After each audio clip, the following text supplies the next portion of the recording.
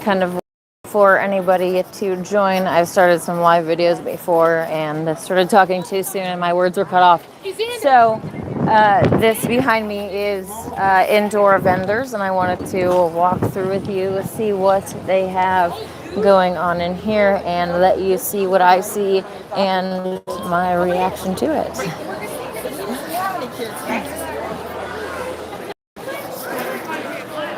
Got a little gaming zone over there as you walk in. Clear Heart Sugar Shack.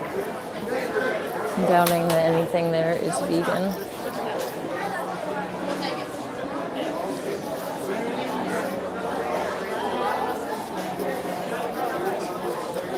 Information about growing various plants here. Bees. Some clothing for sale.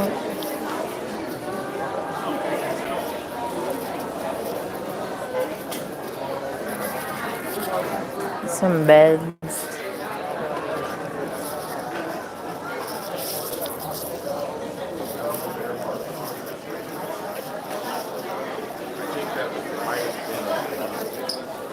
Hello.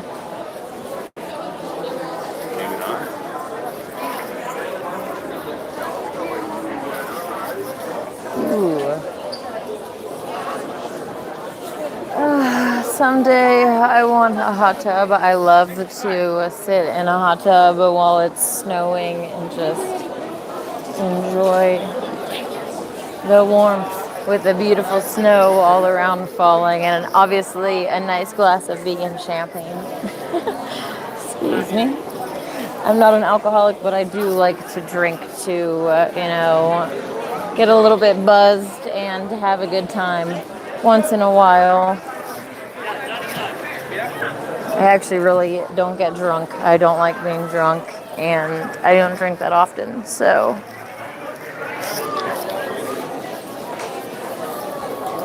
What the heck is this? Haunted escape room.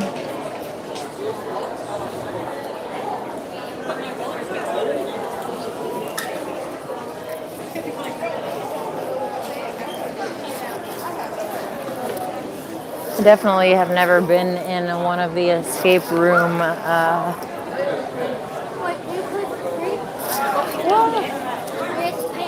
escape rooms, I guess.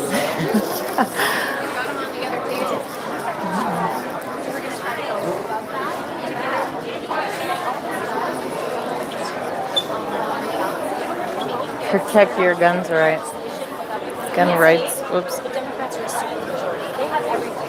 The representatives, the Senate, the Supreme Court, everything. So we're just saying, let the voters decide. Yeah. Thank you, guys.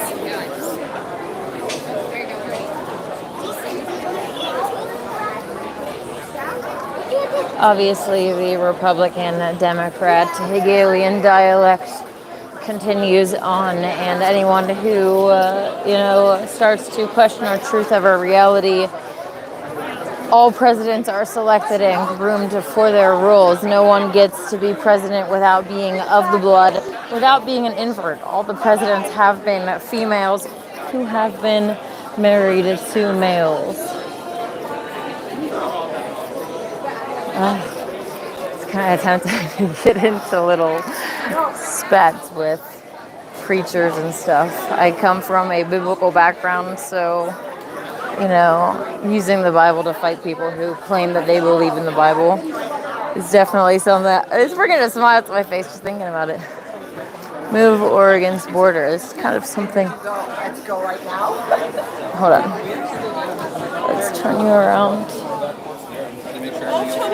Can I snag one of these really quick? Thank you. All right, you guys have a good one. You too.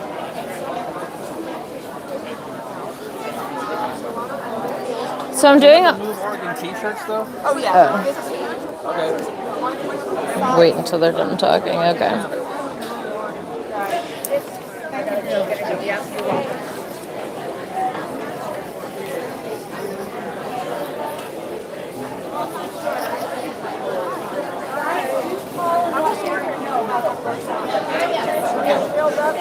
I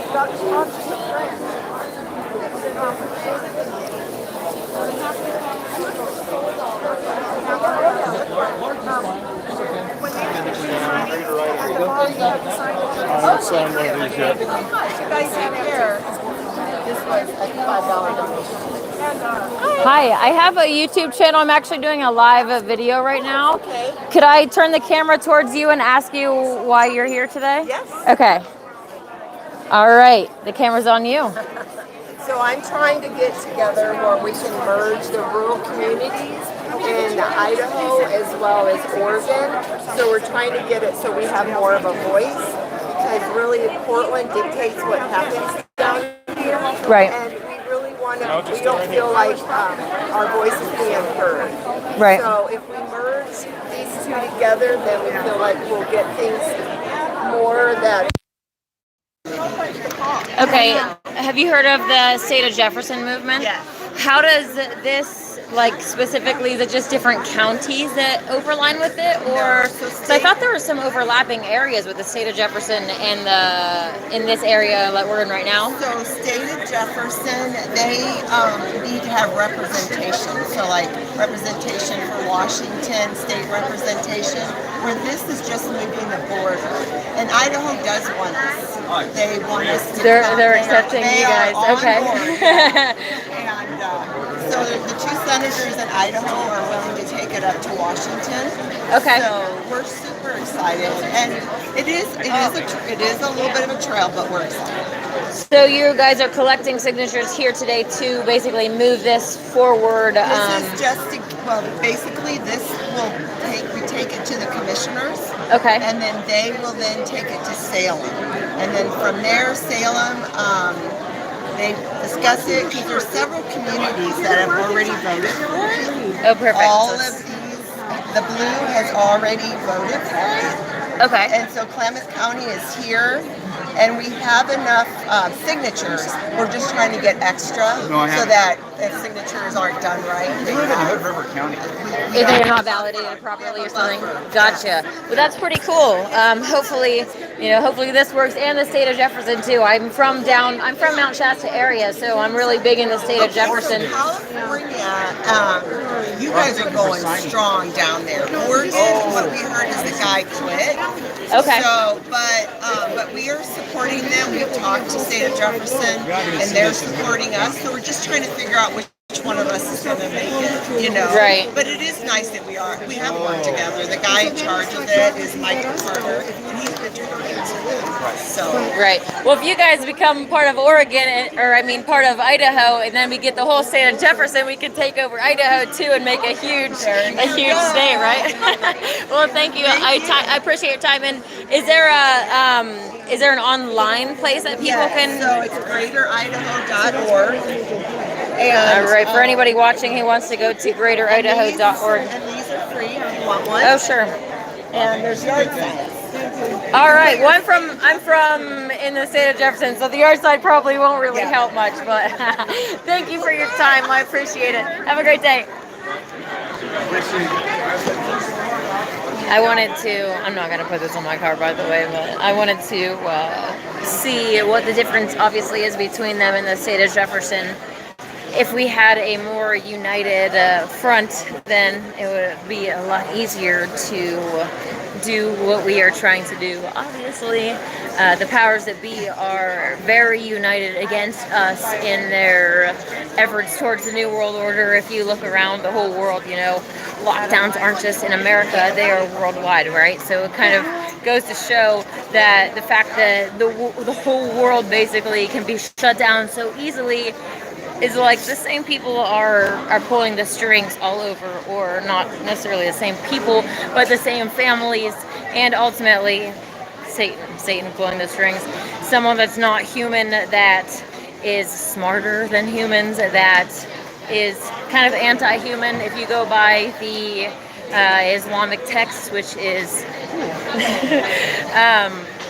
when it comes to the whole story of Satan, the character playing Satan right now, I go by the Islamic text, and they basically talk about how these jinn, these beings of smokeless fire that are really, really smart, can live for, I mean, I can't even put a number to how long they can live, because that's how long they can live. Like, they can just go on for an extremely long amount of time, whereas humans, how many humans don't even see 100, right? A joke species. So the whole story goes that Yah created humans and had this clay statue, if you will, of Adam, and brought out everybody and said, hey, look at my new creation. And Satan refused to bow to it, because Satan's smarter, Satan lives longer, he can shapeshift. Like, there's so many things that he sees as superior in himself that humans don't have. So why is he going to bow to humans? And the fact that humans are center stage and, you know, kind of looking like we are, well, it's not really kind of looking like, it is actually the fact that we have Yah's attention. We are center stage still. Our creator hasn't created something, you know, as we go through time, our creator's creating different species to be the leading species on Mother Earth, right?